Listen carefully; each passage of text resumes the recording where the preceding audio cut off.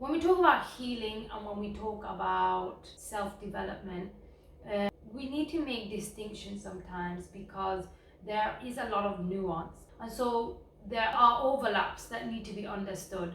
When we've talked about disconnection, how trauma leads to disconnection to people, to yourself. What we're not talking about is boundaries.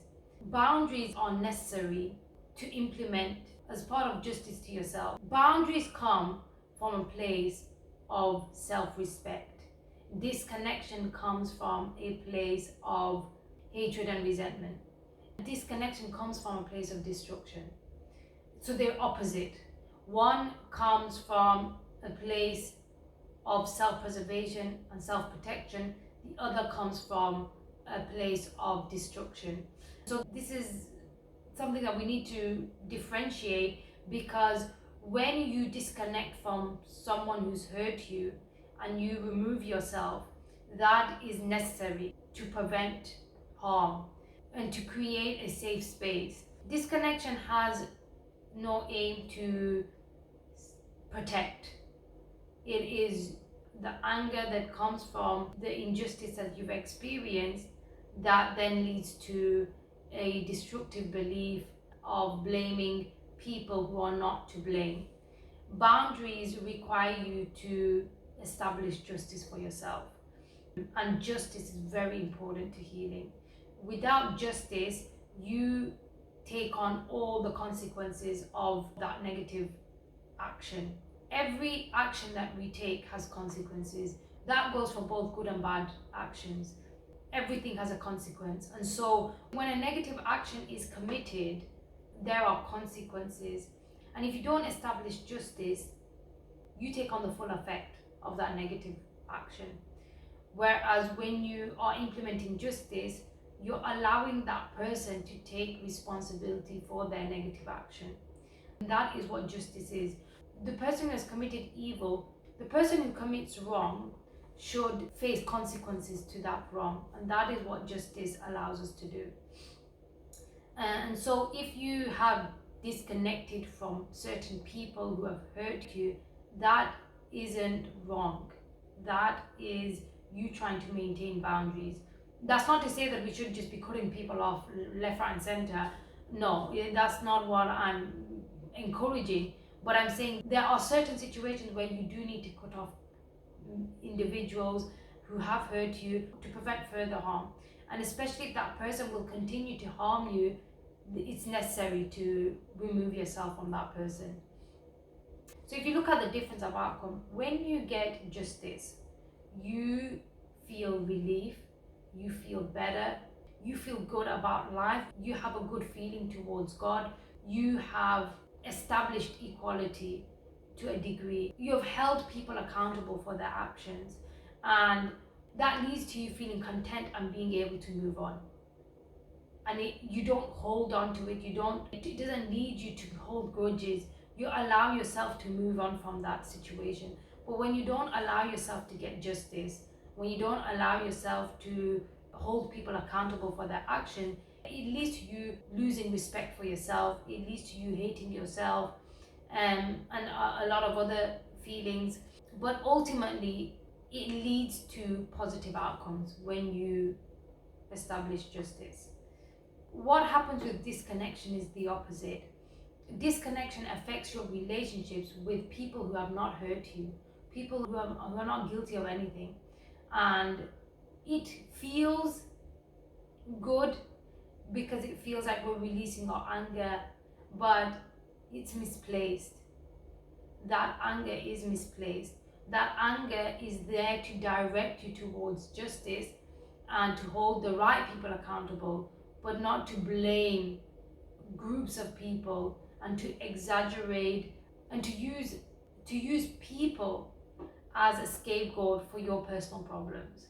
So that is the difference. And we see a lot in women when they talk about men. There is a disconnection. There is a disconnect. Women have developed this hatred, and that hatred is acceptable. That resentment is acceptable. But they're also able to be in relationships with men.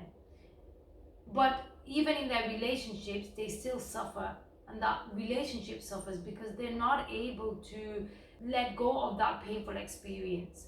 So it can sometimes it looks the same, but it's not the same, and that's what we need to differentiate. People who hate groups of people, that isn't boundaries, that isn't justice, that comes from a place of hate, and it comes from a place of destruction.